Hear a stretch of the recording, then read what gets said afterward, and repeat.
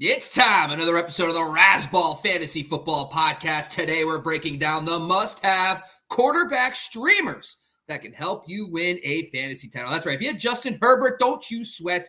We got the best combination of quarterbacks to help you win that fantasy title, starting right now on the Razzball Fantasy YouTube channel.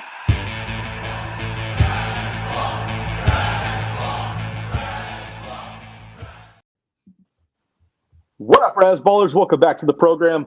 I'm your host, Sky Guasco. You can find me on Twitter at Sky Guasco, SkyGuasco, joined by my man, Bob Lamarco. You just heard up at the top there, Bobby Lamarco, Lamarco, captain of the Raz ship.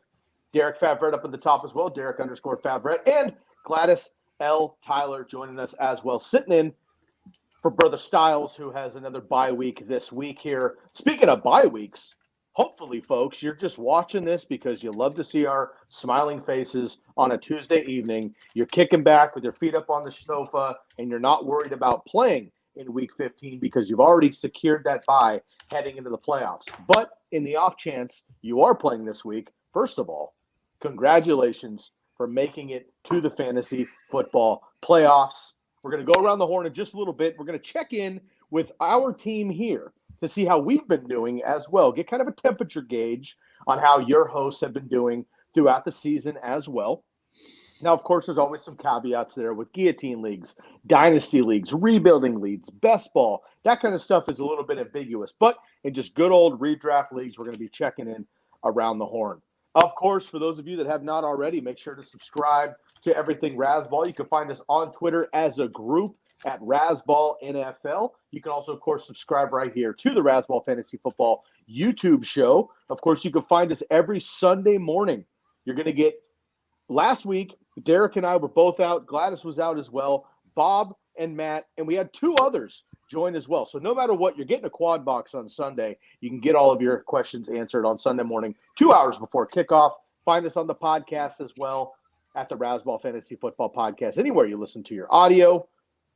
And, of course, you can find us on the streams as well. Daniel, Jamie, we see you up in the chat already. Great to see both of you always supporting and representing the program here. Once again, we are live and direct for the Fantasy Football Playoffs. Now, this is live on Tuesday evening, so you podcasters listening after the fact, waivers have already run. But for those of you listening live right now, waivers coming up tonight, maybe tomorrow as well. Specifically this evening, we're talking about streamable quarterbacks.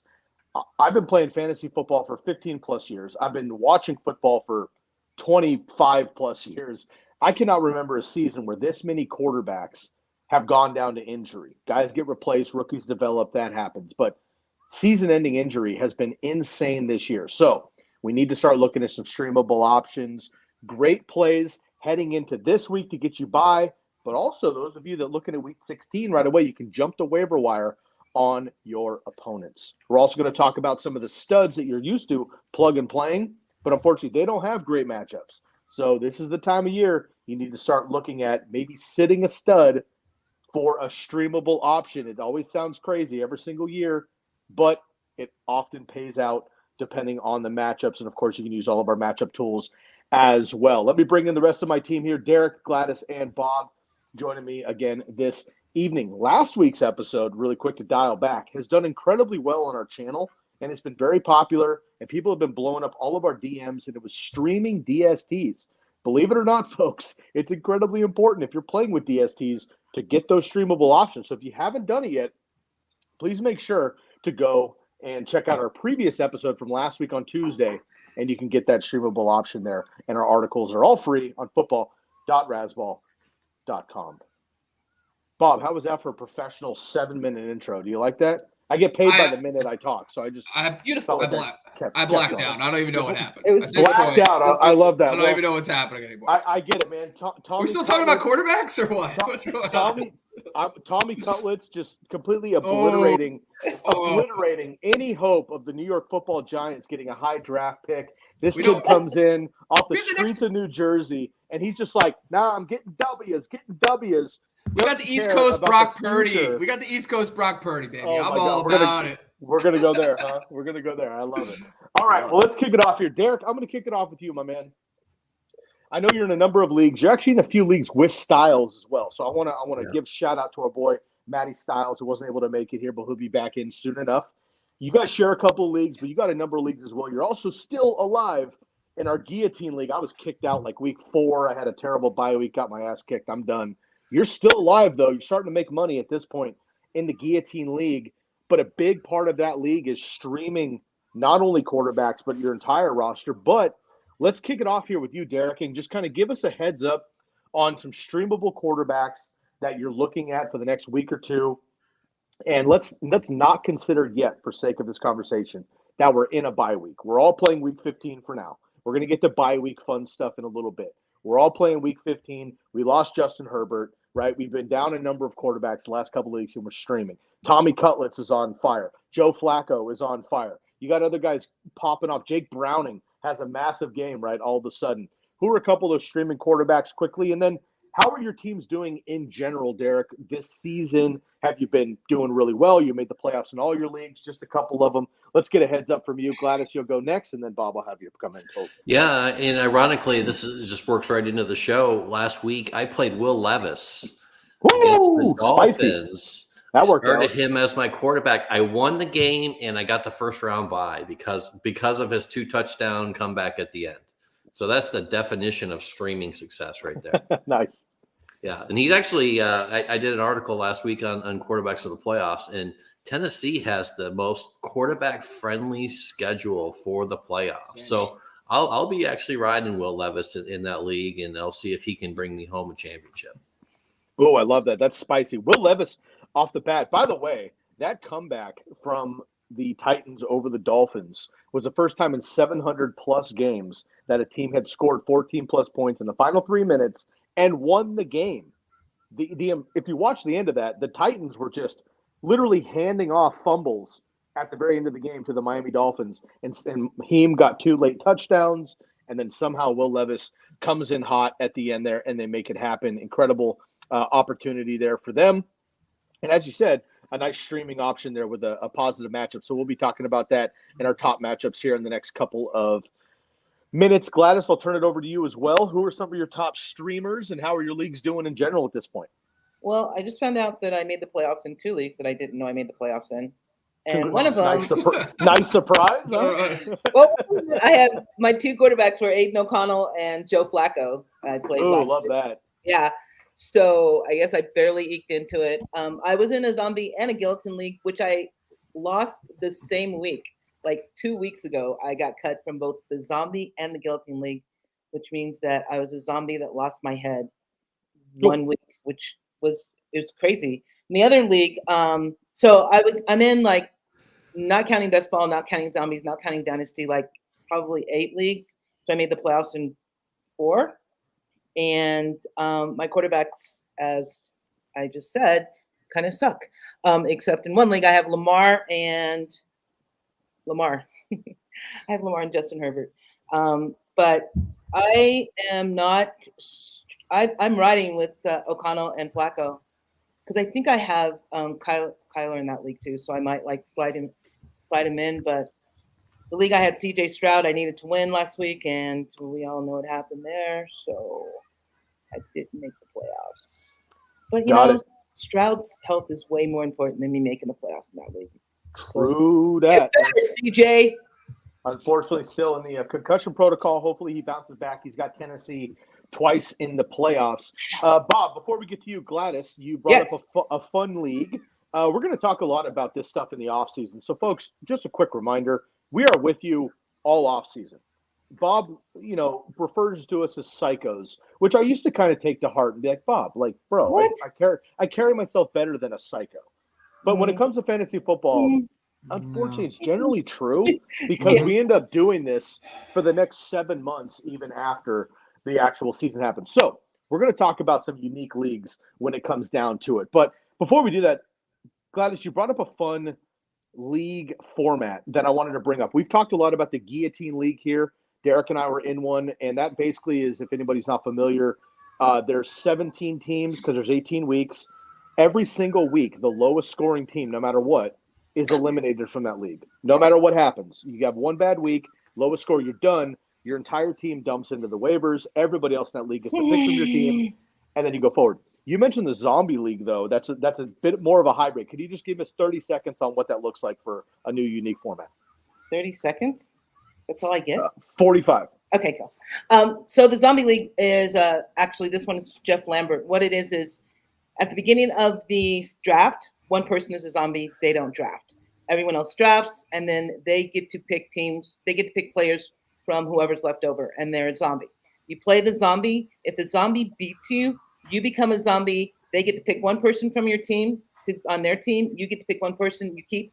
Everyone else goes into the waiver wire, and then you have to rebuild your team, and then you become a zombie, and whoever plays you has to beat you, or they become a zombie. And the thing is to not become a zombie, and unfortunately I did, and then I got beaten by a non-zombie, and it was painful because I had a really good team before I had to drop everybody. Unfortunately, you got double tapped. I got double tapped, zombie double and Skeleton League in 1 week. Oh, man. Also, I just want to say that Jamie is also in that league. And he was a zombie early, and he lasted this long, which I can't even. Yeah, it's not nice. Whatever. Whatever. Man, a little sour for Glenn. A little, just slightly. Little extra salsa in the lemonade tonight. I'd love to see that. Bob, how about you, my man? I know you got a couple of streamers. You lost some quarterbacks early in the season. We talked about that. And now, but again, Tommy Cutlets and some other guys are making it happen for you down the stretch. How are your teams doing in general? The fantasy playoffs, and who are some of the ultimate streamers you're looking at for this week moving forward? Well, this is my best fantasy football season of my life.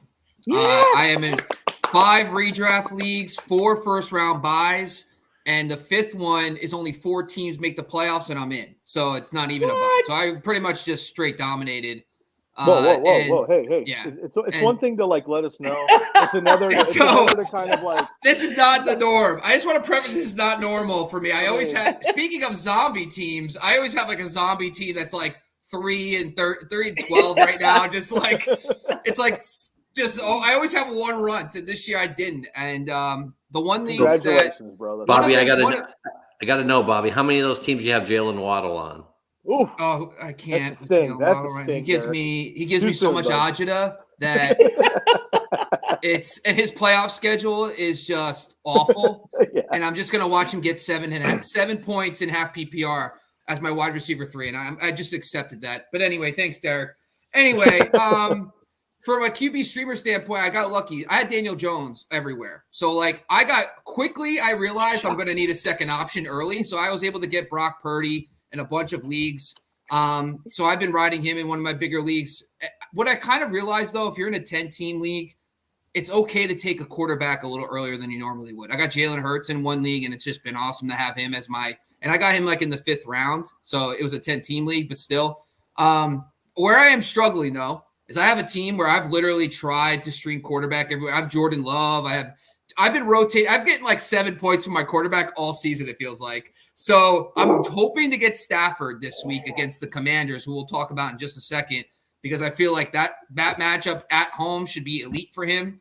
But yeah, that team is just loaded everywhere else. But so streaming has been good and bad. So I've gotten a little bit of both. Well, I'm glad to hear that. And again, those of you looking to stream, Matt not able to make the episode tonight, but he does have his waiver wire article live right now on football.razzball.com. Before we get into our top week 15 options, and of course looking into week 16 for those of you on a bye week, and week 17 of the championship looking ahead, I also want to mention just 3 names that we brought up specifically right off the bat. We brought up Kyler Murray. He's got the Niners this week at home, at Chicago, at Philadelphia. Indoor teams going outside this time of year could be rough, but positive matchups there. Will Levis, Houston twice, and then Seattle at home mixed in that mix as well. Jalen Waddle we brought up. He's got the Jets, the Cowboys, and the Ravens. Don't like that much at all. But then, of course, Brock Purdy, who has really helped out many of us. He's actually my number 2 quarterback for the rest of the season. He's got the Cardinals on the road versus Baltimore on Christmas night, and then at Washington in the championship. There. Quick update on my teams. I'm in 5 redraft leagues, non-dynasty, non-guillotine, that whole stuff. I made the playoffs in 4 of them. One league, I missed the playoffs by point total. That's always the best way to miss, right? So I loaded up on Chargers. I was hurting with Austin Eckler in the first half, and then Justin Herbert wasn't great, and I lost Mike Williams and blah, blah, blah. I ended up having the same record as 2 other playoff teams in the 5th and 6th seed, but they had like 30 more total fantasy points than I did all season long. So I was unfortunately cut at that point. So I'm like the 7th seed or something, but have like 4 more wins than the 8th seed, which is just the worst. Anyway, I'm in 4 of the 5. So it sounds like overall our team has done very productive here. And of course, if you didn't hear correctly, Bob LaMarco undefeated essentially in fantasy playoff options there. So well done, boss, and we wouldn't expect anything less from you. Okay. Well, I'll lose in the second round of every league. Don't worry about it. But talk to me in 2 weeks when I've been eliminated in every bye week, and I'll be like, you'll see I won't actually be on the show. That's when you'll know. If I'm not on the show the Tuesday after week 16, you know what happened for Deal. everybody. Fair enough. I know we got a handful of new listeners popping in here. We got Jamie and Daniel, of course. But the rest of you just tuning into us. This is the Razzball Fantasy Football YouTube show, and we are bringing you streamable quarterback options and rest of season fantasy schedule, not only for this week and the first week of the playoffs, next week for those of you that have buys, and then, hey, let's be positive, unlike Bob, and let's think that we're getting to the playoffs and we're getting to the championship, and then we can stream ahead a little bit and see if we can start stacking our quarterbacks and see how that can happen. Derek, I'm going to kick it off to you. We'll go back around the horn here. Once again, let's talk about week 15 specifically. Who are some of the top quarterbacks you're looking at to acquire? And or I'll let you guys just kind of decide what angle you want to take on this here. Who are maybe a quarterback or 2 that are streamable options that you're looking to pick up based on the matchup? Or take it the other way and say, hey, this is a guy I've been starting every single week, setting and forgetting the regular season, but I can't really trust him right now due to injury or due to matchup or weather or something like that maybe you're looking to move off of potentially with your set it and forget a quarterback. So I'll let you kick off. Gladys, you'll be up next, and then we'll finish up with Bob. Yeah, so we mentioned Flacco earlier. Now he's got the starting nod for the year, so I really like him, and he's probably available in a lot of leagues. Another quarterback, he's probably not available anymore, but he's going to be probably just decision for some still, despite their success, is Russell Wilson. I really, really like him in Detroit this week. He should, indoors, should against a pretty soft defense. He should have a pretty good game for week 15. So I really like Russell Wilson if you have him and you're deciding between him and maybe even like a Tua who's playing the Jets. I would lean Russell Wilson. That would be a tough call, for the playoffs, but I think that's one that I would definitely make. And another one, of course, Lamar Jackson. If you've got him, you're starting him anyway. And I think he's just going to have a monster game this week in Jacksonville. So if you, again, even if you've got a couple studs, you got to play Lamar. He's going to have a big week this week. So yeah, those are some of my my must starts, and also some, with Wilson and Flacco. Those are ones that I think you really want to consider to get you through the first round of playoffs. Russell Wilson, a long shot, of course, to pick up. He's only available in 29% of leagues, so mostly rostered, of course, in a single quarterback leagues. There might be an off chance there if you're in a shallower league. Joe Flacco, though, only 92% rostered. The 8%, I think, is only Bob LaMarco, right? Yep. Nobody else pretty much has any shares of Joe Flacco. So you can go out and probably find Gladys him. on one league too. Oh, Gladys, there you go. But Joey Flax has turned back the clock and been absolutely on fire the last couple of weeks. 17 and 21 fantasy points, over 300, 5 touchdowns in the last 2 games. Chicago, then at Houston. Jets in the championship, revenge game, but I don't love that at all. But for the next week or 2, I like Joe Flacco as a pickup there. Gladys, we'll turn to you. Who is maybe a quarterback or 2 you're looking as a streamable option to pick up and maybe replace if you need to? You have Justin Herbert or anybody else. Or look at the other direction. Who's maybe a set it and forget it player that you might be looking to move off of this week? I have like I said, Aiden O'Connell and Joe Flacco in a 2-quarterback league that I just found out that I made the playoffs in. So Aiden O'Connell actually has a good matchup against the Chargers this week, giving up 20.8 fantasy points a game. I like Howe only because of the volume, because he passes the ball so much. Like they're first in the entire year, Washington has been first in pass attempts. And this week they're playing the Rams, which you've got to think is going to be like not a street brawl. What is it? Like they're both run up and down the field. So Shootout. Thank you. So that is why you made the playoffs in every fucking league, man. That is why. I like street, like it's very Wild West of you, like street brawl. A street brawl, yeah. I mean, so Matthew Stafford and Howe are two that I would, but I'm pretty sure Stafford is pretty much taken.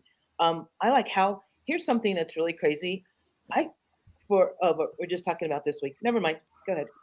I'll bring it up. Believe it or not, Sam Howell is significantly more rostered than Matt Stafford. Really? Matt Stafford's available in 42% of leagues. Sam Howell only available in 27% of leagues. Sammy Howell, they're playing each other this week. Rams in Washington, in LA. Sam Howell playing the Rams, giving up the 8th most fantasy points. Matt Stafford playing Washington, and that is a very positive matchup as well. I think that's a lot of people's number one streamable option at quarterback. Washington's given up the 2nd most fantasy points there to quarterback as well. So both of those guys an option. Believe it or not, though, Matt Stafford is actually more available than Sammy Howell. Bob, I'll turn to you. Who's a player or two that you're looking to add, or a stud you might look at to fade this week? Yeah, I want to talk about those studs for a second. So some of the guys that kind of stand out to me is Jared Goff playing against the Denver Broncos. Now, I know he's at home, which is good. Broncos defense has been pretty good against the pass over the last month, 6 weeks or so.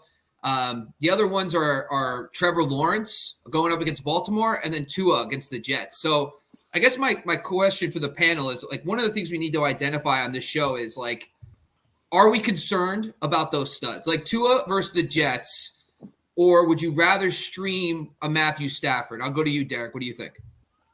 Yeah, I would. I'd rather stream a Matthew Stafford. I'm looking at matchups. This is week to week at this point. So I'm looking at the best matchups. And if there's a big difference potentially between, looking at the projected score, total score, as well as field conditions and just injuries, secondary injuries, I'm going to take all those things into account, and I'm going to go to the best matchup. Names don't mean as much to me in week 15. It's just about potential. Okay. So of those three, all right, so I'll kick it over to you, Sky, for a second. Jared Goff against Denver. You got Trevor Lawrence going against Baltimore. Tua. Is any of those three studs, QB1, sits for you absolutely in week 15? Or is any of those guys actually starts for you? So Tua with a 70% Tyreek Hill at this point. I know we saw what happened. He sprinted off when we thought he got hurt. He came back in, blah, blah. But he came in then out the next day, basically was like, look, now the adrenaline's worn off. My ankle's very swollen. It's sore. He'll probably play, but he's not 100%. The Jets are the best team against quarterbacks. All right?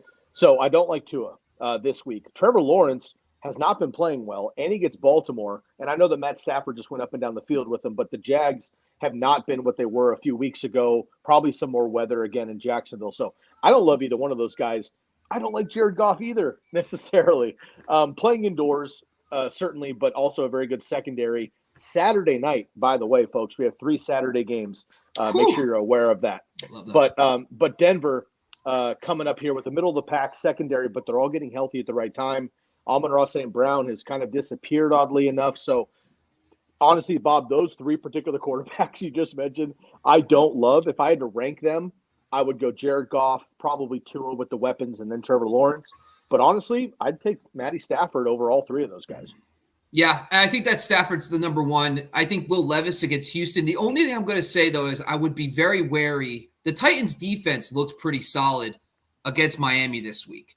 Now, the Titans are one of those teams that will drag you down with them. They will make sure it's tight. They will make sure it's a tough game. And now if you're dealing with Davis Mills instead of C.J. Stroud, that game could be relatively lower scoring. So I'll just be a little wary of that. The other name that stands out to me a little bit is Geno Smith. The Eagles, the way you beat them is through the air. And so, Philadelphia is going to get theirs. You know that. And I think Geno could have some success. You're going to have to throw against the Eagles if you want to keep up with them. So I think if you have an option for Geno this week too. And then the last one that kind of stands out a little bit is Jordan Love. I know he had a tough matchup. Didn't play well against the Giants. But the Giants, listen, their defense is not the problem. It was the offense for a long time, but now Tommy D is out there throwing chicken parms at people, and we're all good to go. So I think Jordan Love versus Tampa is going to be a solid matchup too this week. So, those are kind of the streamers. I think Stafford's one for me, obviously, if you can get your hands on him. Sam Howell, by the way, if he's available at all, I think he's awesome. I would start Sam Howell over Tua, Jared Goff, and also Trevor Lawrence this week as well. I like Sam Howell in that matchup against the Rams. That should be what we like to call around here a shootout, folks. So those are my streamers and fades for Week 15.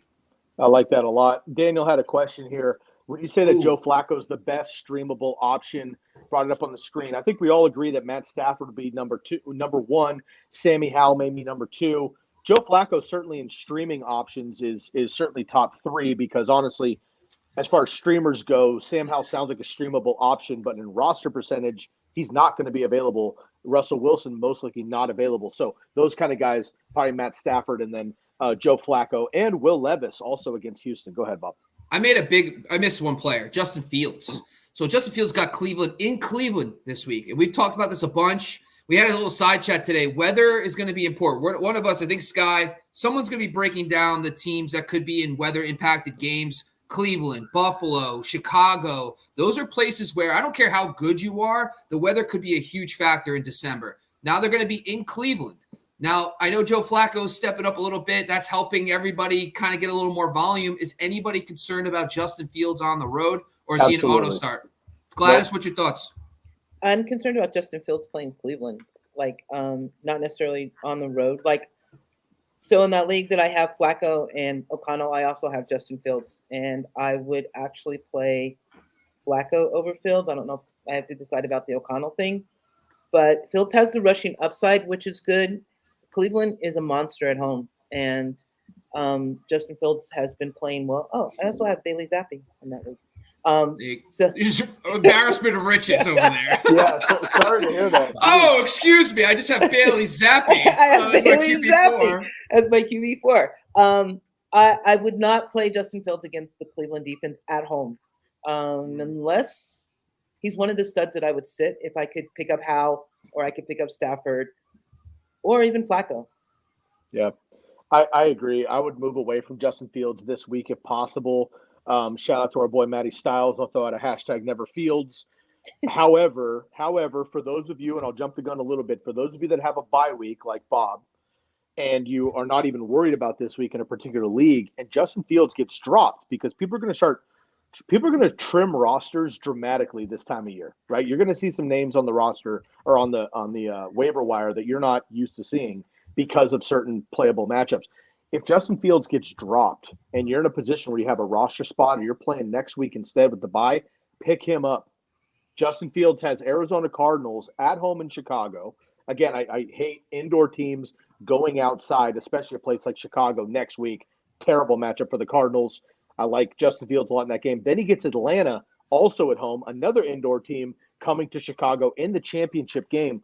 Both of those top 10 options for Justin Fields. So if you're looking ahead to week 16, Fields gets dropped or somehow available because he was out for a couple weeks, go pick him up, but I don't love him this week there either. Any mention there, Derek, on Justin Fields, or we can move on? We got a couple questions here piling up. I want to get to our viewers. Yeah, no, couldn't agree more. I like Gladys said, I'm more concerned about Cleveland than the elements for Justin Fields this week. But yeah, definitely for the next 2 weeks. Got it. Daniel had mentioned, and he was jumping in here as Flacco, the number one option. We had gone through that a little bit. Turns out Stafford and Howell not available in those leagues. Will Levis is there. Derek, I know that you gave Will Levis a shout out. Are you good picking him up and starting him this week?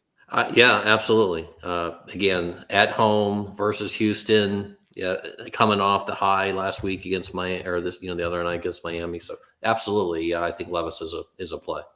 Got it. I have to say we're a half hour into the show and not a single person has given rep to my boy Nick Mullins. I'm so stoked. I take it a little personally. I love it. But I'll let it slide. I'll let it slide because I know it's tough. But Sky, week 16. I got you for week 16. Let's do this. Nicky Moles. Shout out to my boy Nick Mullins. All right, we got another couple of questions here. I want to get to a few of these here. And Andrea, I know that you've been waiting patiently, man, so thanks so much. I got another one here. So what do I do with the Houston DST? Do I just ride with the Jets rest of the season? I got Miami. Do we look at Atlanta, those kind of things? So, Daniel, we had the whole episode last week. I know you were there to check that out. We're going to dial it back to those, and I want to, not spend too much time on DSTs because we're talking quarterbacks on this one. But my top DSTs for next week, I'm just going to blast through them, and you can make your decision there. I got New Orleans going up against Tommy Cutlets. I got Miami against the Jets. I got the Rams versus Washington. KC against Bailey Zappi, I guess, for the Patriots. Atlanta Falcons get Bryce Young and the turnover-prone Carolina Panthers as well. Cleveland, Chicago, Carolina, Cincinnati, and my Niners wrap up the top 10 best DSTs there mentioned. So don't love Houston necessarily, but go ahead and check them out. Jamie had to tune out. Jamie actually runs his own program, folks. So we want to give a shout out to our friend Jamie, but I know he'll come back and listen to this. Bob, he's got a kicker question for you already. Tuesday, we're looking for a top kicker. You've been crushing kicker rankings all season long. We got a quick kicker question. Do we pick up Detroit or Buffalo kicker this week? Who's your top kicker so far? Actually, I'm going to go deep into the archives here. Lucas Havlicek, the Rams kicker, going up against the Commanders. So they dropped Mason Crosby this week, and he had a really good game last week. Last two games, based on your kicking format, was in double figures. The Rams offense is humming. They're at home. They have a great matchup against the Commanders. That's my recommendation, is go get him and put him in your lineups. I think he's going to be fantastic. And he gets a really good matchup the following week against New Orleans, so you can use him back-to-back weeks if you need to. Love that. And Gladys, quick question for you. Would you rather have Joe Flacco or Kenny Pickett / Mitch Trubisky right now for the Steelers? Flacco. Oh, boy. Hey, Christians, would you rather have Jesus Christ or Joe Flacco? I mean, that's the only comparable thing. I think at that point we might lean Jesus, but we're getting pretty close now. So I don't know what everybody's talking about here. Yeah. I honestly, I haven't done the research on Jesus' ADOT, but Flacco's gotta be it's a little higher. Yeah. It's a little higher. No hesitation there from Gladys either. Not a second of hesitation. Yeah. How about Joe Flacco or vintage Cordell Stewart? How about that one? Always Joe Flacco. What? Oh, no. Vintage Cordell Stewart? No, yeah. It's Joe. Oh, have you seen God. Amari Cooper? Cooper is out there getting massages with Deshaun Watson now because he's just so relaxed watching that beautiful throw every time. So I don't want to hear it. Man, could you imagine Coach Prime and Cordell Stewart at Denver? Goodness. All right. Endry, thank you for hanging out with us. Bob, really quick here. I noticed that Endry had, first of all, I believe this is a new name. If not, welcome back to the program, but it might be. So welcome to the Razzball Fantasy Football YouTube show. Bob, I want to turn to you here just for a second here. Endry had dropped a question. Saw it pop up, but we're mid-conversation. We're talking quarterbacks. We do have an entire 2-hour start-sit opportunity Sunday mornings when we have as much information as we could possibly get before kickoff. That's when we do a lot of our start-sit conversations. But it looks like Andrew really needs this question because they came back again and asked it one more time, trying to get our attention, which I respect and appreciate. I have a question real quick. Yes, is DK going to be suspended because of the ejection? Will he be suspended one game? We're going to get into that in just 1 second. Not sure.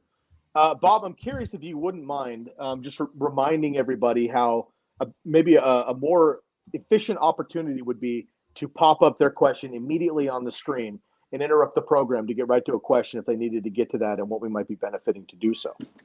Well, first off, every Sunday we do our Sunday Live Start Sit show, and part of that program is we do super chatters, and we basically allow us to, help grow our channel and stuff like that. But we also participate. It's holiday season. We also do some charity work. We donate 10% of all our proceeds we get from the super chat to Good Sports. Good Sports is basically a youth charity organization that helps underprivileged communities, help provide sporting equipment to kids and underprivileged You got underprivileged communities. Yeah. go. I literally have done this 15,000 times, and today it's Tuesday because Sky, I was not prepared for this at all. So thank you, Sky. Whatever, I messed it up. But anyway, we've been kicking back 10% of whatever we get on the show to donate to give back. But also, if you want your question answered like this, just throw us $1 or $2. We'll get to it right away. Otherwise, we typically just get to it when we can. But we appreciate any donation to us. Kicks back to the team, but we also give back as well. Love that. DK Metcalf. So the question was, are we looking at DK Metcalf or Devontae Adams this week? As I'm looking at it right now, fun fact, DK Metcalf was born on Christmas Day, 1997. He's Jesus? Well, Basically. Basically. Have you seen the guy without a shirt on? Yes, I have. I mean, if Joe Flacco was born on Christmas, then I would have lost it. I would just get off the channel, restart everything, start the season over. It's over. So for some reason, DK Metcalf thought it might be a good idea to flex up on Fred Warner. Not advisable. But he and my boy Lenore, go Ducks, got suspended or ejected from the game. I don't see a suspension coming up yet. Certainly could happen. I doubt that it will, to be honest with you. No. So I don't see that being an issue. Let's just say they both play. Are we going DK or Devontae Adams? Derek, will go to you first.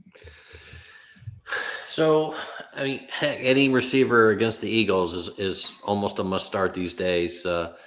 I think I'd be a little more sure if I knew Geno was playing. I think he's still questionable. Last I saw, not that Drew Lock is not targeting DK, but and Devontae Adams is getting his targets out there for Vegas. So I don't really dislike. I mean, I don't mind either one of these, but I'm leaning DK on Monday night against the Eagles. Gladys. I'm gonna go with Jesus. Nice. We just got religious in here. I'm gonna go with Buddha. I'm going to lean Buddha there. In this scenario, that's the DK Metcalf. Our slot first wide tool, the number one matchup for outside receivers is Philadelphia. So I'm not going to fade that. Devontae is going to be fine, but like he had 7 for 53 last week. I think his ceiling is basically evaporated with Aiden O'Connell. So I'm just going to ride with DK in a high scoring game potentially with the Seahawks and the Eagles. Man, DK Metcalf, 3 huge plays the last 3 weeks. Otherwise, not very good. I faded him a month ago, and I got laughed off the program. I put him in my trade away article, talked about it. Everyone made fun of me on Sundays when I said we should move away from him. Backfired because he accidentally scored with 4 seconds left or whatever. But he hasn't been amazing on a consistent basis. This particular question, because we're both rocking backups, maybe Geno plays. You got to go with DK versus Philadelphia, but Monday night here. I mean, look, Seattle loses to Philly, which they will. They're out of the playoffs, so they're going to have to go guns a-blazing. They're not going to be able to run the ball, so they're going to have to throw it consistently. I do think that's going to be the opportunity there. 2 quick notes before we move on. Jesus is not a sponsor of the program. Just want to make that clear. Let's get on that. I don't want to false advertise per se. Like there's legalities and all that stuff. And then you know what's funny that you just said that because like the church is like average. I see more commercials now for like Jesus.org now, so they could technically be a sponsor now. So we'll have to talk to corporate. You run the books, bro. Run that up to HR. You do what you want. January 16th, 1985, Joe Flacco was born. So missed Christmas Day by less than a month. Pretty interesting. There. All right, a couple more questions here. We do have a super chat that just came through. Appreciate that. So we want to bring it up here from Frank. We appreciate all the info you give us. Just wanted to pay it forward to the kids. Frank, that's the dopest. I really appreciate you jumping in here, contributing to the program, also to the kiddos. Means a lot here. We all played youth sports growing up and like to contribute back to that as well. And you don't even have a question. I think you've done this once before where you don't even have a question for us. You're just tuning into the program and contributing. So it means the world to us. If you do have a fantasy question, please drop it in. We'll get right to it. But again, Frank, means a lot, man. Thank you so much for contributing to the program. We appreciate it, but we are cheaper than cable. So this is actually makes sense. So we're saving the money. That's what I see. This is awesome. You rule, Pepe. Way to go. I love it. Thank you. Last question here from Daniel. We're going to get back to the program here. Would you hold both Kincaid and McBride? Dawson Knox is back. McBride going up against the 49ers. Kind of limited on roster space here. Don't know if it's worth holding both now that that's all the bye have passed. So there's no more bye weeks in the NFL. Now, Daniel, I think this is obvious, but it depends on your roster because, like, do you need to pick up anybody else? And do you want to let one of those guys out into your pool to play against you because they absolutely will be picked up immediately? Go ahead, Bob. We are doing a tight end streamer show on Thursday. So, Daniel, I love you. I'm going to ask a favor here. We're going to get out to week 16, focus on keeping streaming. If you join us on Thursday, if you can't even join on Thursday, we're going to have a full breakdown of the tight end streamers and stuff. We're going to do a pregame show for Thursday Night Football. So we'll have all the tight end question streamers, which guys to start, and we'll break down that Kincaid McBride question to open the show. I promise you that. Love that so much. Thanks again, Derek and Frank. One more time, thank you for the contributions. All right, let's move ahead. Let's get fancy. All right. Nice. Those of us that have done our job, we have earned a 1-2 seed. Maybe it's more than that in deeper leagues.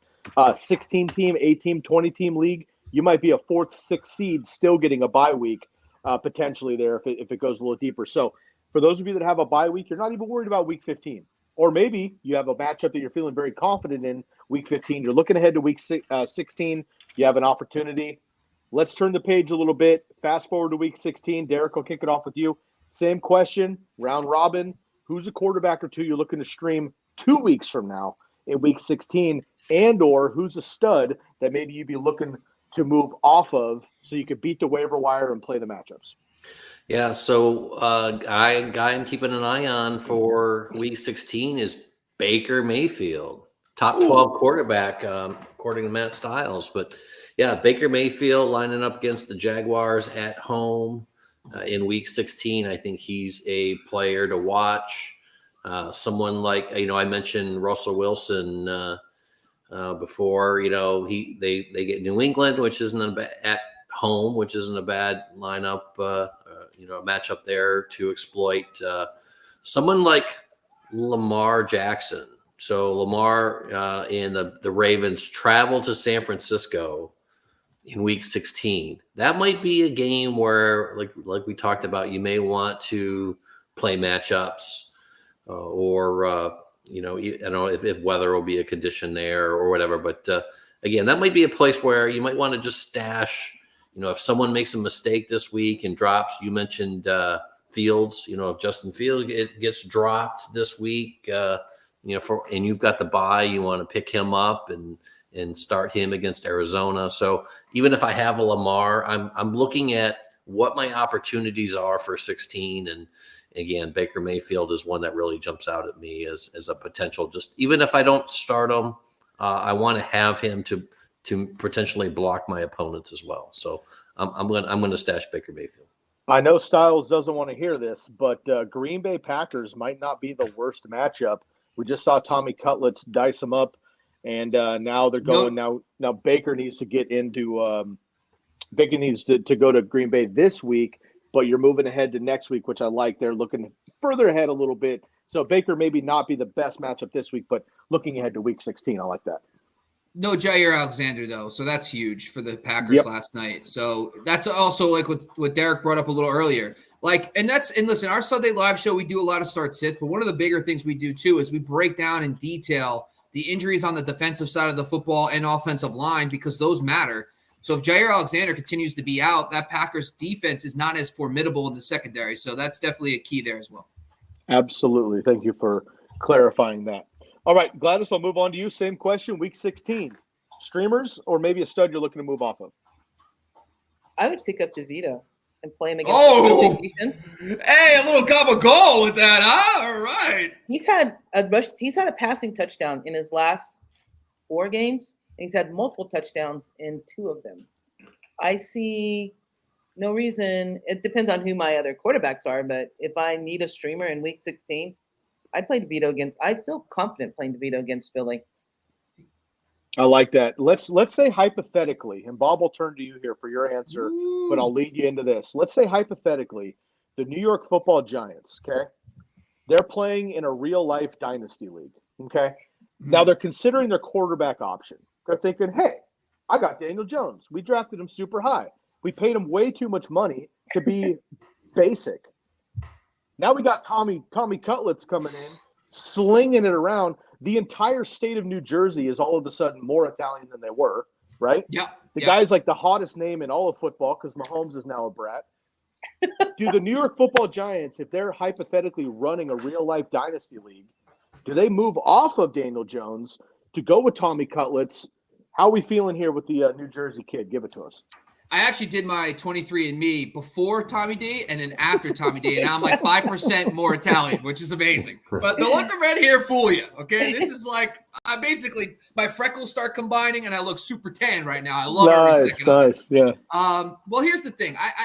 Tommy DeVito has looked really good. The thing I like about him is that he doesn't mess around. If he doesn't see it, he takes off and runs. He had 10 carries, 72 yards.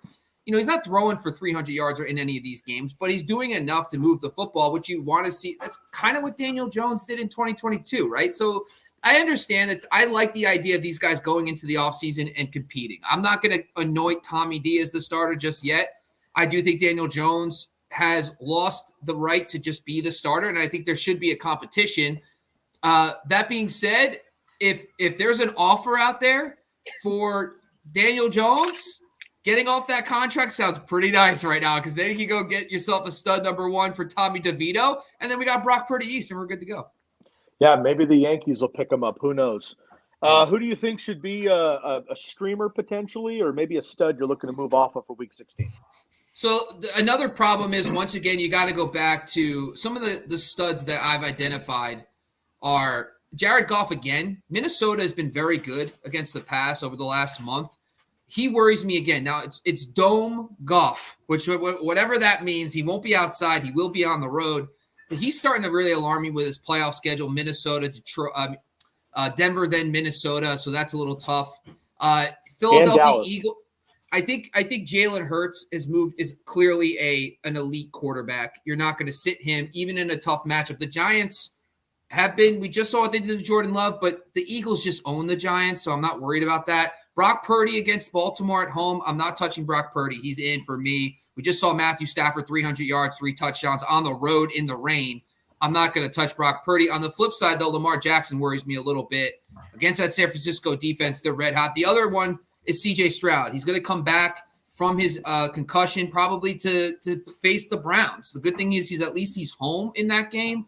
But Nico Collins, calf injury, he won't be 100%. No Tank Dell. Dalton Schultz has been in and out of the lineup. At what point does this kid stop producing at a high level in that tough matchup? So that's something that's kind of concerning. On the flip side, the guy I really like, underrated, is Geno Smith.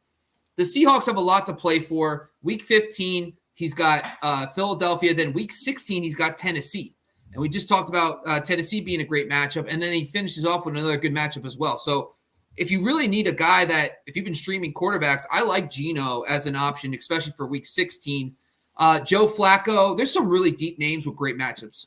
Zach Wilson has the Washington Commanders. That's the top matchup in my metric. Your boy Nick Mullins, by the way. Nick Mullins got Detroit in week 16. Joe Flacco's got Houston. So there's a lot of Baker Mayfield we already talked about. There's a lot of even Easton Stick, huh? The Chargers have Buffalo. That could be a fun game. Easton Stick with a little garbage time potentially there as well. So there's a lot of options for week 16, but I think Geno's the one guy that stands out with the weapons in a good matchup, in a must-win. I like Geno. What do Carson Wentz, Trey Lance, and Easton Stick have in common? Their college, North Dakota State. Get there. Well done. Good job, Bob. Yes. They're all Bison. I love Go that. Ducks. Yeah.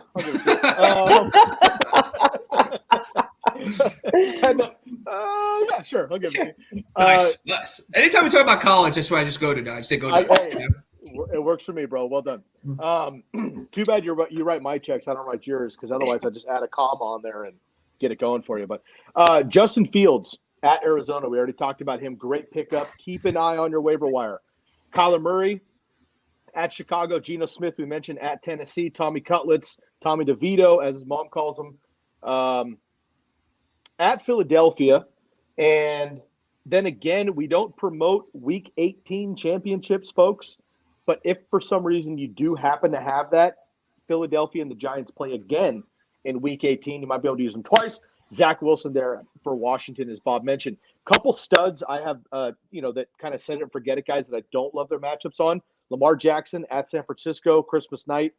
I can't imagine you bench Lamar Jackson per se, but keep an eye on that. San Francisco and Baltimore looking for number one seeds, but that defense got really beat up for the 49ers. But if they get healthy in time, that could be tough in 2 weeks.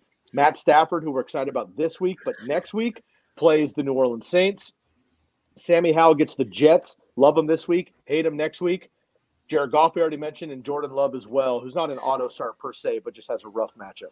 Dude, you could start Tommy DeVito week 16, week 17, and week 18 if you're playing. Week 17, he's playing the Rams. They're giving up like 20 fantasy points. All right, listen, we already got Joe Flacco's Jesus. I don't know what role Tommy D's playing, but he's going to get in that little section. That The little manger. Yeah, there you go. He's up there now. He's one like of the wise men. Yeah, he's like the third one that gives the good gift. I don't know. But so my question is, so the problem with Lamar Jackson's matchup, right? We have to have a logical replacement. Like as much as I like Geno, I don't think I have the stones to start Geno Smith against the Titans over Lamar, right? And then, listen, I don't think Justin Fields will be available, but if that was the case, but there's like Nick Mullins, Zach Wilson, Baker. Like, would anybody start Baker against Jacksonville over Lamar? Wait, what week are we talking about? Week 16? Week 16 against Jacksonville. Because I have Lamar and Howell. I'm starting Howell over Lamar, and if I make it that far in week 16. But Howell versus the Jets, I think that's a worse matchup. Yes. The 49ers are scary because they're just they're so, the Niners are so much better as a team than everybody in the NFL. Period. That's like an unbiased. They're just better than everybody with Debo and Trent Williams. Right. The defense against the run is absolutely dominant, and they run up the score. Then people try to throw against them, and they get turnovers and sacks.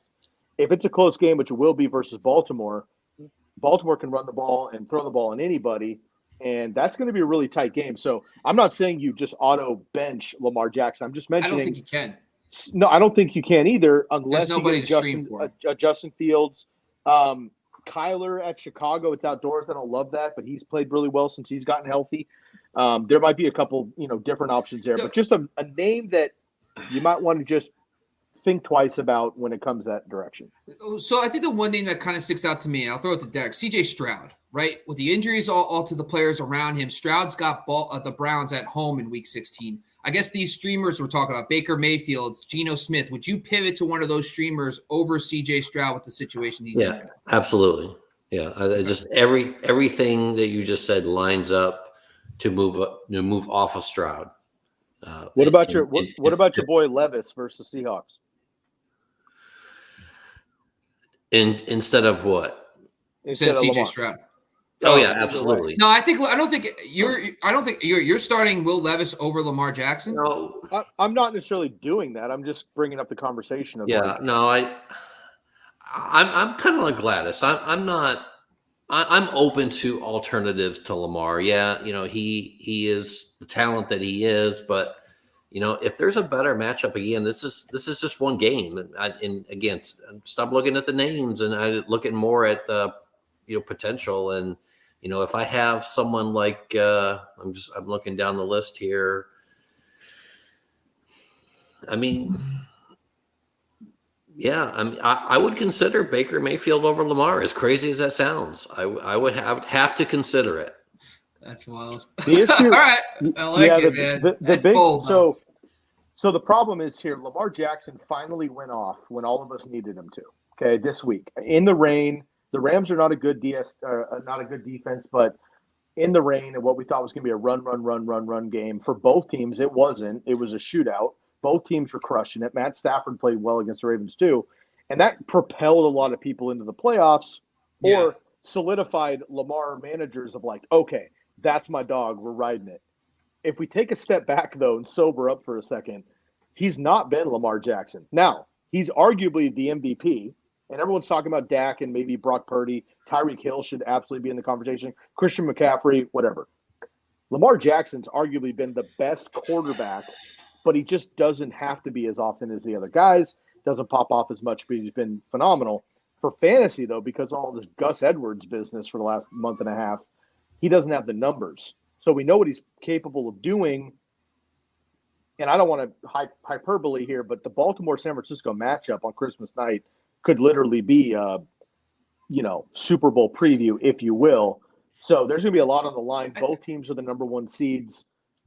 There's a lot to play for there. So I'm not looking to bench him per se.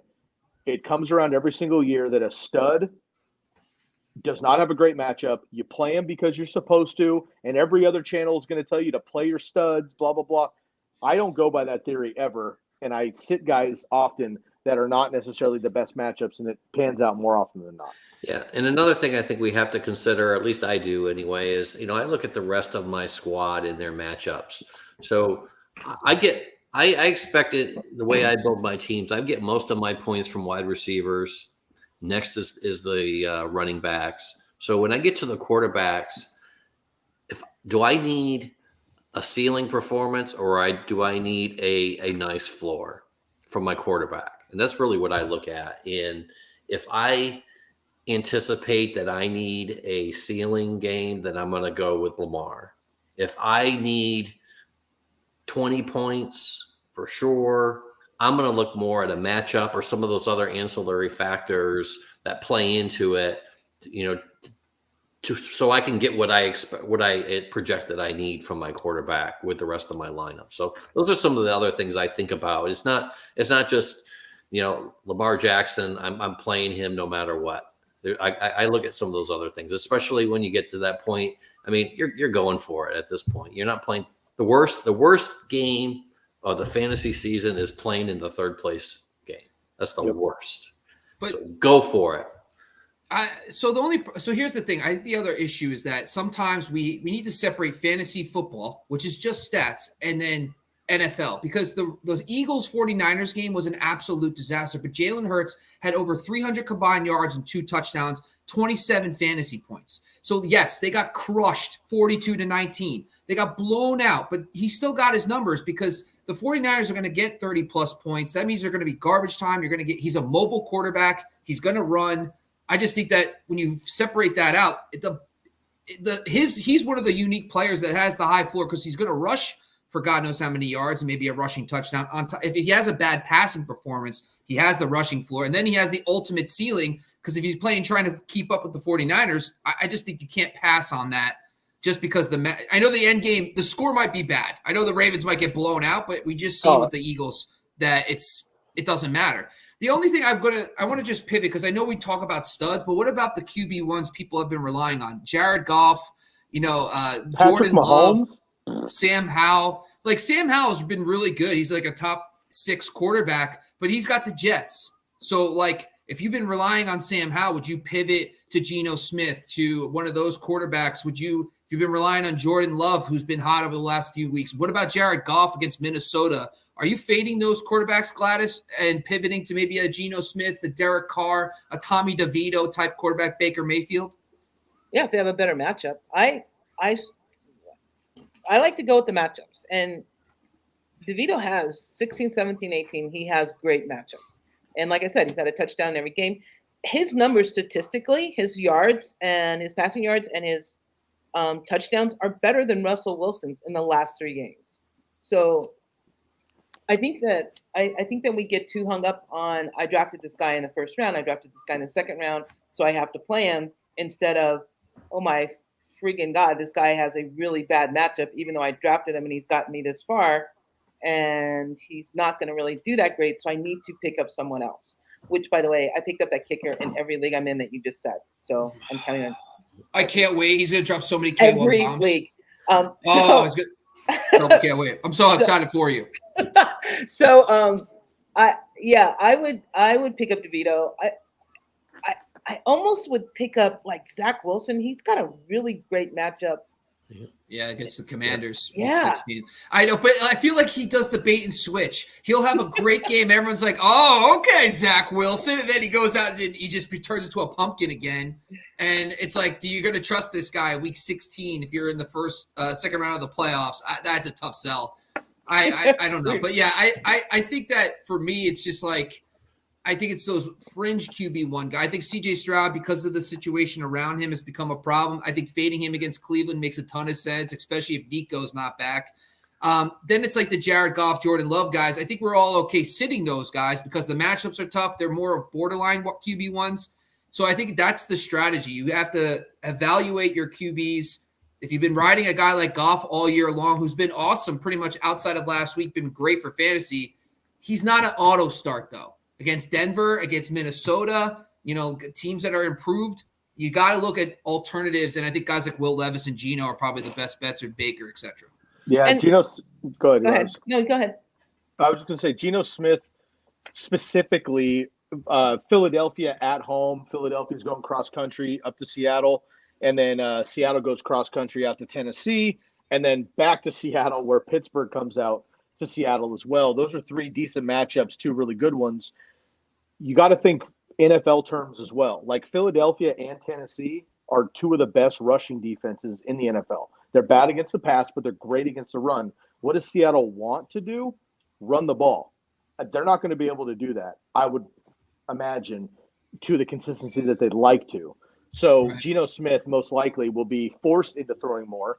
Also, Philadelphia, we know, is going to score in Seattle. And who knows? Will Levis shows up. Maybe Tennessee does too. So it's going to be a lot of extra passing there for Geno Smith. I like those methods. Gladys, go ahead, and then I'm going to rattle off my best and worst streamable quarterbacks here to end the show.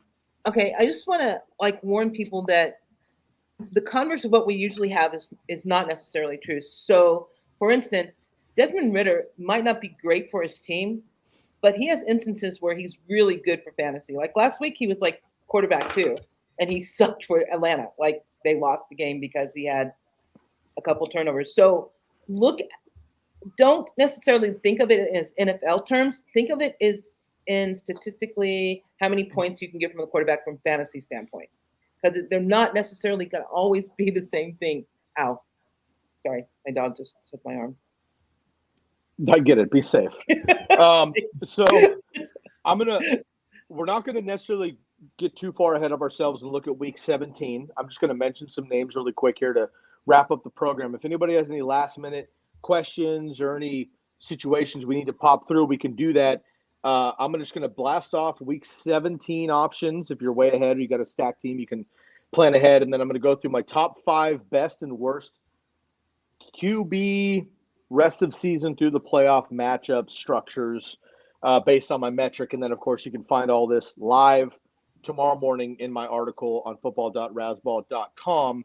Week 17 here, all 4 of these guys, you're playing no matter what. But my top options, Jalen Hurts, Lamar Jackson, Dak Prescott, Brock Purdy, CJ Stroud, all have the top 5 best options. You're playing them no matter what. Tua, Jordan Love, Jared Goff, Trevor Lawrence, and Sam Howell have negative, terrible matchups as well. So if you make it to the championship, those teams that have those stud quarterbacks are going to have a massive advantage there. So try to plan ahead if possible. My top 5 streamable options at quarterback, Prescott and Purdy and Stroud have the number 1, 2, and 3 matchups, but they're kind of ultra rostered. Kyler Murray, we've mentioned. Geno Smith, we've mentioned. Will Levis and Joe Flacco.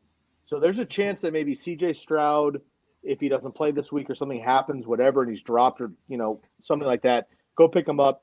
He's got Tennessee, Cleveland we don't like, but you can alternate and then Tennessee again. But Stroud, Kyler Murray, Geno Smith, Will Levis, and Joe Flacco have my 5 best streamable options there, and outside of Matt Stafford potentially if available. On the other side, my 5 worst matchups of the auto starts, if you will. We talked about Lamar Jackson, but you're probably going to play him. But Tua is my worst, right? Especially if Tyreek Hill's not 100%. We, of course, cannot count on Jalen Waddle. Am I right, Bob? Saying that. Stop putting that out there. I need Tyreek Hill to be 100%. Stop putting that in the universe. So does everyone else in fantasy football. Stop putting it in the universe. Jets. I don't have Tyreek, so that's fine. Jets. You got Waddle. I got Waddle, which is like the Tyreek handcuff. So please, Tyreek, take some time off. Yeah. It doesn't. I'm a big Cedric Wilson guy, so it doesn't matter. He was good, man. No big He deal. was throwing fades to Cedric Wilson. It almost made my blood boil. I'm like, oh yeah, don't worry about Jalen. Take more time off. Yeah. Jesus. How about Braxton Berrios? Just sure hands on the punt return too, just in case they need a guy that's actually reliable. They can swap out Waddle. I like that. Tua Tagovailoa has got the Jets, the Cowboys, and Baltimore on the road. Don't like any of those matchups there. Jordan Love, Jared Goff, Trevor Lawrence, Sammy Howell, and Baker Mayfield. I just want to throw it out there too. You're not going to bench Josh Allen, but he's got the Cowboys, Chargers, which will be a smash, but then New England. And I know New England's not a great team, but it's Bill Belichick, and it's been hit or miss over the years. The Bills beat up on them in NFL terms. They look great against Pittsburgh. Josh Allen rarely gets his fantasy points against the Patriots. So just want to throw that out there. If you do have a capable streaming option like a CJ Stroud somehow and a Josh Allen or somebody like that, you might want to look at that option in week 17. Yeah. Are you worried about CJ Stroud hitting the rookie wall? Like they're playing way more games, and he started throwing interceptions later on in the season. You're not worried about that? I'm not worried about him personally, but Gladys, you bring up a great point that I wanted to kind of wait until Sunday morning to talk about. Sorry, because don't say anything. Let's do it. Let's do it. Gladys, cat's out of the bag. Damn it! Sorry. This is a. First of all, we don't condone putting cats in bags. By the way, I don't know where it came from. We like free cats. Just want to let everybody know. Look, free the cat. Or it's always. Maybe that's a different channel. Sorry. What I meant was, I'm not worried about CJ Stroud personally or the rookie wall. He would have hit that. He didn't. He's kicked that wall down. He's the rookie of the year easy on the offensive line. Okay. Or the offensive side. I am concerned about all of his weapons. The run game is not great. Nico Collins is hurt. Noah Brown is 9 targets, no catches in 2 games. Like, it doesn't make sense. Tank Dell's obviously done. Dalton Schultz has been out. He's coming back, but is he 100%? Like, what version of this awesome Houston offense that we've all loved for the last 2 months are we going to get when we need it the most? So he has some positive matchups versus Tennessee, but they're also divisional games, and it's Mike Vrabel and Derrick Henry in the this time of year. I mean, dude, they just beat up on Miami. They weren't supposed to be in that game, and they won it. So honestly, CJ Stroud, I think is for fantasy, he's one of those Justin Fields last year. The Bears are horrendous. He's not that good, but for fantasy, he's great. I think CJ Stroud is that guy. Okay. But I'll tell you right now, that's why you play the matchups. Sam Howell, Matt Stafford, whatever, Kyler Murray, Tommy Cutlets maybe. You might want to just think twice before you just throw CJ Stroud in, especially this week if he's not 100% from that concussion. Another question. Yes. Should I play Aiden O'Connell or Justin Fields with Joe Flacco? I'm playing not Aiden O'Connell. Yeah, I'm playing Fields. Yeah, okay. Yeah, the other thing with Stroud, so with Stroud too is okay, Nico is going to be dealing with the calf, right? He's not going to be 100%. So the matchup against Tennessee, this is a perfect example of, hey, go pick up a Stafford, because guess what? If Stroud plays well, he plays him again in 2 weeks. So you might need him in week 17. So, I mean, Stafford really is only a 1 week streamer. Then after that, it's not as good for him. But he has that elite Washington matchup, of course, in week 15. But I think for week 17, we should just talk quickly about some of the streamers, because I think some of the guys are repeats. Like Derek Carr, I know Derek Carr isn't sexy, but he's got 2 good matchups, week 16 and 17. Rams, Tampa Bay Bucks. Those are good matchups for him. I know we talked about Tommy DeVito a little bit. He's got a good matchup against the Rams as well in week 17 on top of the Philadelphia Eagles, which they should be playing catch up in. The other thing, though, too, is Will Levis is probably going to be an interesting case study. I think week 15 is kind of interesting, but I don't know if I have the stones to start Will Levis against Houston. Houston did have a bad game against Zach Wilson and company, but it seemed kind of fluky because the Texans have been playing a little better defensively. So I don't know if I can go all in, but it's worth monitoring. They do these division games so close together that you're almost going to get a preview of what could be in week 17. So not a bad idea to stash him if you don't need to start him. Maybe a Stafford-Will Levis combination can get you through the playoffs and or Geno. But that's just my thought there for week 17. Yep. Just a little bit nervous sometimes, man. These easy, these somewhat easy to read divisional games late in the season upend teams all the time. These guys play each other twice. On that second time around, man, things can get frisky, especially with a well-coached team like Tennessee. Yes. One last thing. Sorry. One guy we haven't talked about who's been playing well is Jake Browning, and his schedule isn't great, right? So in week Cincinnati, he's got Minnesota, which has been a tough defense in week 15. He's also got a tough matchup against Kansas City in week 17. Derek, is Browning a guy you're kind of looking to stream at all, or are you going to be fading because of the matchups? No, not really. Not. I'm fading him. We saw one good game. We saw it come back down to earth, and there, as we've talked about, there's so many other options just for streaming across all 3 playoff weeks. I'm probably not even looking towards Browning, and frankly, another name that we haven't mentioned tonight that kind of fits that same category is Gardner Minshew. He's good quarterback, and he is productive for fantasy, but he's got very similar schedule. Pittsburgh, at Atlanta, and then Las Vegas, who are pretty good. Holding down quarterbacks. So another name that if you've been counting on or using Gardner Minshew periodically, you want to look at some of these other names.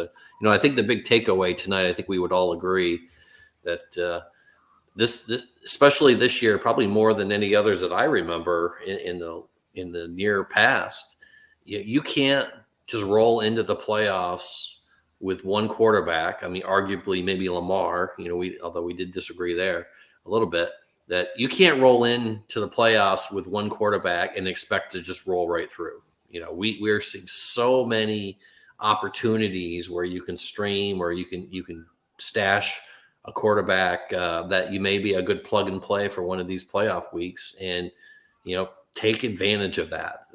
Again, this year probably more than any in the recent past, it's going to be a factor, and someone's going to win your league most likely by plugging in a favorable matchup, whether it's a quarterback, running back, wide receiver, whatever, but they're going to play not your traditional lineup, and they're going to win, and they're going to win a championship. And it's going to be frustrating if you're on the other side of that. But, especially with quarterbacks, it seems like our takeaway tonight, I think we all agree that this is the year that you want to have a couple options to consider before you set your final lineup.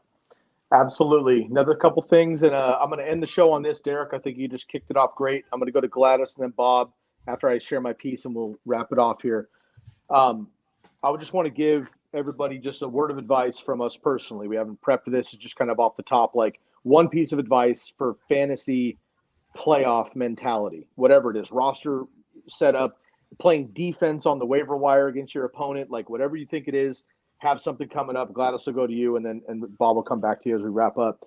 One thing I want to mention here is with all these quarterbacks going down recently, right, you might be in a tough spot, but realize that like your league mates are too, most likely. There's very few teams that have just been set and forget it, healthy the whole time and dominant. Now, it's fantasy football. There's probably one league or two, or one team or two that are just smashing everybody so far, and you may be up against it. Maybe it's your team. But as we know every year, like great teams have a bad week. Not great team. A 6 seeds, 8 seeds win fantasy championships all the time because their guys get healthy at the right time. They play a better matchup. A guy goes down, whatever. So stick with it, right? Follow us throughout the week. Read all of our articles for free on football.razzball.com. Join us Sunday morning, of course, 2 hours before kickoff for another quad box for all your start sits, and move up the ladder to get that Razzball championship. Gladys, I'll drop it down to you. What's top word of advice for fantasy playoff mentality? I would say that if you got to the playoffs this far, keep abreast of all the information that the analysts are giving you, but trust your gut.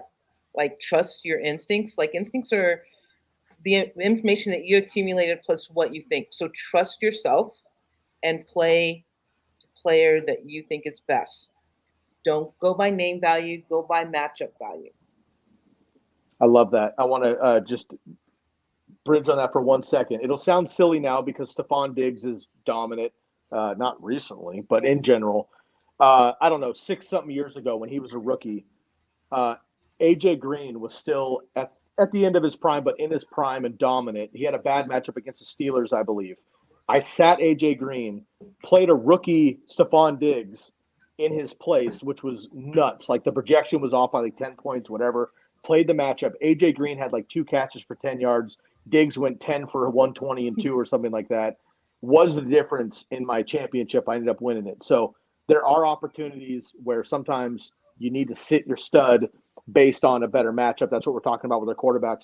Bob, what is your last thought? And then Derek, I'll let you come back around as well if you have something else to add. Well, I can tell you the opposite story of Skies. I said Andre Johnson against the number 1 Colts pass secondary, and he went bananas for like 30 points, and I lost because of that. So everybody, just so you know, the season doesn't carry over. It's brand new. It's your start. It's week 1, essentially. If you're in the playoffs, whether you're the 1 seed, 6 seed, it does not matter. That week matters. So you could be number 1 in points, number 1 seed, get the bye. Week 16 rolls around, you can bomb. So you got to understand that you have to be on top of the stuff. Like things are going to be constantly changing. Matchups keep constantly changing. I do love what Gladys said. Trust your gut. When in doubt, play your best players. I'm not saying that you should always start your studs, but when in doubt, if you're really questioning it that hard, then it's not that easy. Just play the better player. So that would be my best advice to people is that if you're really gut-wrenching and you're up to like 9:58 PST, and sorry for the East Coast people who don't understand that, so 12:58 your time, and you're still sweating it, at that moment, just realize it's clearly not that easy. Just play the best player, and it is what it is. Love that. Derek, anything else to add? Well, no, nothing serious, but am I the only one in the quad box when we talk about Tommy DeVito? Am I the only one that's picturing him sitting on the basement in mom's house? Mom, make the meatloaf. Am I the only one thinking that? Well, yeah, because it's chicken cutlets. So it's going to be. I never know what she's doing back there. Never know. It's going to be chicken cutlets. Right? That's true. People parm. Caesar salad, Parmesan, something like that. Caesar salad. Aspetta. Vino, something like anyway, that. Yeah, that's my parting thought. I love it. I think you're very accurate. That's pretty much me as well. Like my mom crushes it, linguinis. I mean, like she's got it down, dude. Garlic bread off the hook. Anyway. All right, folks, that is going to wrap it up. Appreciate everyone joining us once again for a Tuesday evening quad box. Congratulations for those of you in the fantasy playoffs. If you're not in the playoffs and you're helping a friend or you're just trying to get the extra information, we appreciate you sticking with us. We're going to be with you the rest of the season. And, of course, we're going to be dialing it back, and we're going to be jumping into season recap, playoff DFS, which would be fun, heading up to the big game, if you will. And we'll be heading into draft recap and all that kind of stuff heading into the offseason. So we'll be with you all the way through. Make sure to check all of us out. Derek_Favret, Gladys L. Tyler, Bobby, Lamarco, myself, Sky Guasco, Razzball NFL as well. You can find everything on the podcast, anywhere you listen to your audio, and the Razzball Fantasy Football YouTube show, which you're on now. Hit that button, subscribe, and leave us down below your team records, how you've done, how many teams you made the playoffs in, and who your top streamer quarterback will be getting you into the playoffs. That's it for me. Until Sunday morning, Bob, you can go ahead and run us out. That's it. Whatever he just said is great, by the way. And just make sure, by the way, you join us. We're going to have multiple shows this week. We're breaking down the tight end streamers for the playoffs on Thursday. We got start sits. We also have our matchup preview. We're actually going to do a slot burst wide playoff preview on Friday. I just decided that right now. Right now, I just made that decision, baby. So just join us all week. Hit that subscribe. Thank you, Derek. Thank you, Gladys. Thank you, Sky. We are out of here, folks. Oh, and thank you, Mr. Viewer.